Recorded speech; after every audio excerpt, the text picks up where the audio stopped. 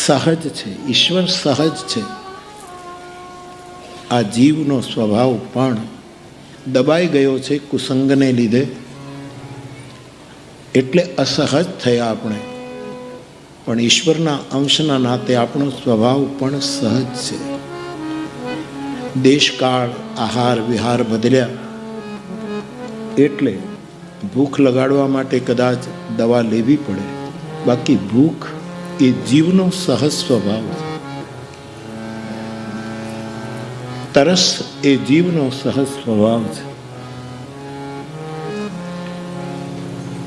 શ્રમિત જીવને નિદ્રા આવવા માંડે એ એનો સહજ સ્વભાવ છે. અને સૂરજનું પહેલું કિરણ નીકળે એટલે આપણી જાગૃતિ શરૂ થાય, એ આપણો સહજ સ્વભાવ. અને ઈશ્વર જો સુખની રાશિ છે, સુખનો સમૂહ, સુખની ખાણ, તો આ જીવ પણ સુખની રાશિ છે. મેં ઘણી વખત આપની સાથે કથાઓના સંવાદોમાં ચર્ચા કરી છે. યદ્યપિ ભગવાન બુદ્ધ કહે એ તો એના માટે શું કહેવાય, પણ કોઈ પણ મહાપુરુષોએ જ્યારે કહ્યું હોય છે ત્યારે દેશ, કાળ અને પાત્રને દ્રષ્ટિમાં રાખીને કહ્યું. એટલે ગમે તેટલા મહાન વચનો હોય તો પણ એ દરેક કાળમાં પ્રાસંગિક છે એવું માનવું નહીં. અને એટલે જ અહીંયા સંભવામી યુગે યુગે વારા પરથી કોઈ આવ્યા કરે છે, કોઈને કોઈ આવે છે.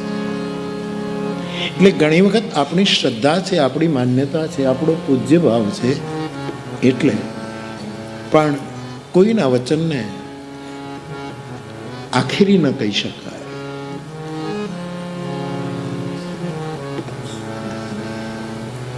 અને કોઈના વચનને આપણે આખરી ન સમજીએ અને દેશ, કાળ અને સામે જે પાત્ર હોય એ પ્રમાણે આપણે નિર્ણય કરીએ તો જે મહાપુરુષોએ જે તે કાળે જે કહ્યું હોય એને ખોટું ન લાગે. કારણ કે મારી દ્રષ્ટિએ ખોટું લાગે એ મહાપુરુષ જ ન હોય. એને ખોટું લાગે એ મહાપુરુષ થોડું. એટલે મેં ક્યારેક આપની સાથે સંવાદ કર્યો છે કે ભગવાન બુદ્ધ એમ કહે છે કે આ જગતમાં દુઃખ જ છે, દુઃખના કારણો છે,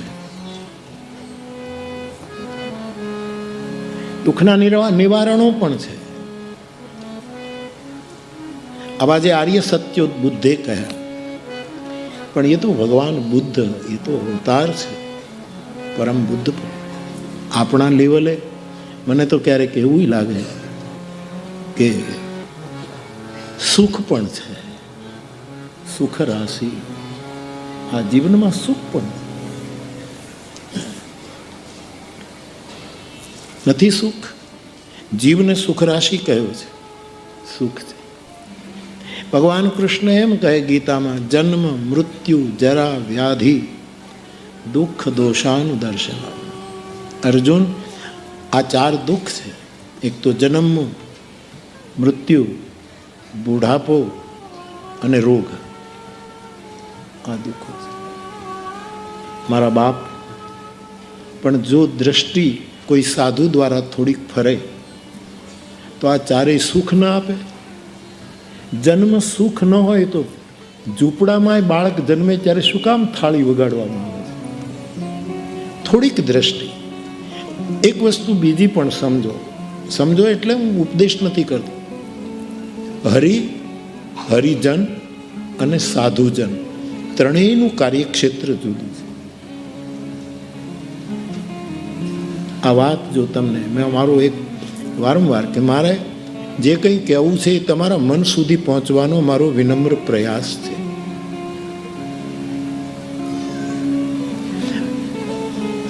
હરિજન અને છેલ્લે જે મને બહુ જ ગમતો શબ્દ સાધુ. એ ત્રણેયની ક્રિયા પદ્ધતિ જુદી છે.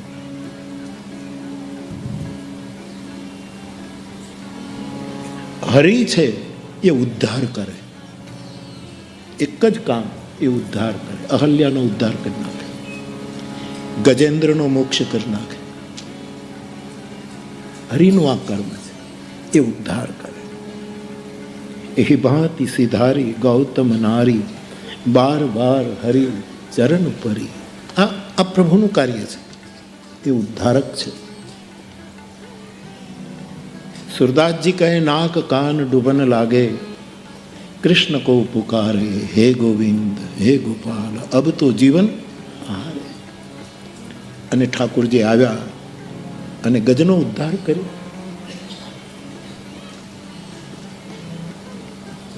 આમ તો પરમાત્મા સર્વસમર્થ, પણ એનું મુખ્ય કારણ પરમાત્મા ઉદ્ધાર કરે છે. અને પરમાત્માના જે જનો છે, વૈષ્ણવજન, હરિજન, નિજજન, પરમાત્માના જે છે એ ઉદ્ધાર નથી કરી શકતા, એ સુધાર કરી શકે. એ આપણા જીવનને સુધારે છે આ બધા મહાપુરુષો. એમાં તમે ગુરુને પણ લઈ શકો, ગુરુ પણ સુધારવાનું કામ કરે છે. શ્રી ગુરુ ચરણ સરોજ રજ નિજ મન મુકુર સુધાર, એ સુધારે છે. આપણો ઉદ્ધારની બહુ ચિંતા ન કરવી, આપણા સુધારની ચિંતા કરવી. આપણા સુધારની ચિંતા. અને એ હરિજન લોકો, ભગવાનના જન, એ લોકો એનું કાર્યક્ષેત્ર છે સુધાર. સો સુધાર હરિજન જીમી લેહી. મારા ગોસ્વામીજી સાધાર પંક્તિઓ લખે.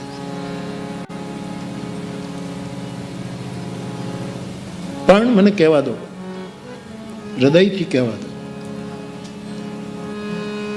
હરિ ઉદ્ધાર કરે, હરિજન સમાજને સુધારવાનું કામ કરે, સારી વસ્તુ. એમાં ધર્મગુરુઓ પણ આવી જાય, ધર્મસ્થાનો આવી જાય, લોકોને વ્યસનથી મુક્ત કરે, વ્યસનને અનેક રીતે એ સુધારો કરે, સમજદાર લોકો. પણ સાધુ સ્વીકાર કરે, અસાધુ એનું એક જ એની એક જ એનું મિશન સુધારવું, સ્વીકાર કરો. તો મારી દૃષ્ટિએ સાધુની તો જ્યારે કોઈ એવો સાધુ આપણને મળે, આપણને કેટલા એવા મહાપુરુષો મળ્યા, નરસિંહ મહેતા મળ્યા, મીરા મળી, એકનાથ, તુકારામ, નામદેવ મળ્યા, દાદા મેકરણ મળ્યા, કચ્છની ભૂમિ પર કેટલા મહાપુરુષો મળ્યા.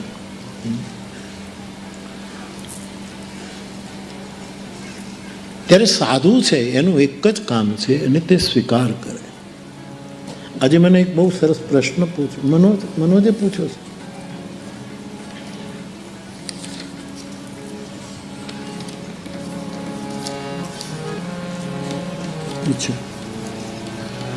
એમણે એવું પૂછ્યું છે કે જો અમે અમારા બુદ્ધ પુરુષને ઈશ્વર માનીએ તો એ કઈ પ્રકારની અષ્ટમૂર્તિ છે? જ્યારે ઈશ્વર અષ્ટમ તમારા એમનો પ્રશ્ન છે. આજે હું અહીં આવતો હતો, અમારા દેવી પૂજક 2-3 બહેનો ઊભી હતી, ફળ ને બોર ને લઈને. એને તો એક જ ઓળખાણ ને દાંતણ ઊંચું કરે એટલે હું સમજી જાઉં કે આપણા લોકો આવ્યા. મેં ગાડી ઊભી રાખી અને એક બેને તિલક કરેલું દેવી પૂજક. એણે મને કહ્યું, બાપુ એક પ્રશ્નનો જવાબ. ગાડી રસ્તામાં ઊભી રાખીને એણે મને એક પ્રશ્ન પૂછ્યો. એણે કહ્યું, બાપુ કર્મ મોટું કે ભરોસો મોટું? મને તમે કહો. મારે મૌન હોય એ વખતે કેવો સરસ પ્રશ્ન પૂછ્યો. એનો જવાબ ઈ માતાજીને હું અત્યારે આપું, જો અહીંયા બેઠા હોય, કે બાપા કર્મ એ પ્રધાન છે. ચોક્કસ જેવું એને કંઈક મુશ્કેલી ઘરમાં આવી હશે એટલે એવો પ્રશ્ન એને પૂછ્યો છે, એવું હું સમજુ.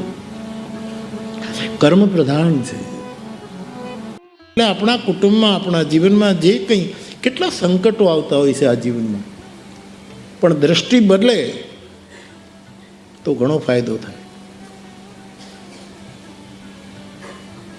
તો એના પરિવારમાં કંઈક એવું ઘટ્યું હશે એટલે એણે પૂછ્યું કે તો કર્મ પ્રધાન છે, એનું ફળ તો ભોગવવું જ પડશે, પણ એવી ઘટના ઘટે અને એનું ફળ આપણને ન ગમે એવું આવ્યું હોય ત્યારે એને પચાવવા માટે ભરોસાની જરૂર પડશે. એવી વિષમ પરિસ્થિતિમાં ટકી રહેવા માટે એક જ તલગાજરડી ઉપાય છે, અને તે ભરોસો છે. એમાં પંડનું ડાપણ ન બહુ ડોળાય. બાબાજી, એને ભરોસે રહેવા.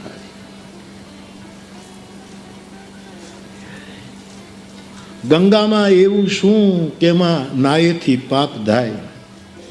આવો પ્રશ્ન કોઈ દી કોઈ નથી કરતા જે ગંગામાં નાય. અત્યારે જે રિપોર્ટ આપ્યો ને આપવાની અત્યારે જરૂર નહોતી. આજ હવા મહિને આ રિપોર્ટ તમારે આપવાની કાંઈ જરૂર નહોતી કે ગંગાનું પાણી નાવા યોગ્ય નથી. એમાં કેટલાય બુદ્ધ પુરુષોએ ડૂબકી મારી છે. એને તમને શું ખબર પડે કે નાવા જરૂર? તમારા તો યંત્રો જવાબ આપે છે. કોઈના મંત્રો એમાં પ્રવેશ્યા હશે, એનું શું હશે? લાખો કરોડો લોકોના શ્રદ્ધાનો આ વિષય છે. કાલે મેં અખબારમાં વાંચ્યું કે એવો રિપોર્ટ આવ્યો છે. મારે એમ તો આપણે વિરોધ શું કરીએ, પણ આપણે વિનય તો કરીએ. અત્યારે આ સમયે જો આપવાની કોઈ જરૂર નથી, અને તમે આપો તો કોણ ધ્યાન દેશે? કોણ ધ્યાન? મને શ્રદ્ધાથી કહેવા દો, કેટલા બુદ્ધ પુરુષોએ એમાં ડૂબકી મારી છે. એણે એને નહીં પવિત્ર કર્યું હોય, અને એને કારણે 52, 53, 55 કરોડ લોકો નાહી ચૂક્યા છે. જરન માત્રી સાહેબને યાદ કરવું, મરહુમ માત્રીને, કે શ્રદ્ધાનો હો વિષય તો પુરાવાની શી જરૂર? વિજ્ઞાન પુરાવા માંગે, ભરોસો પુરાવાની પરવા ન કરે. તો ખેર,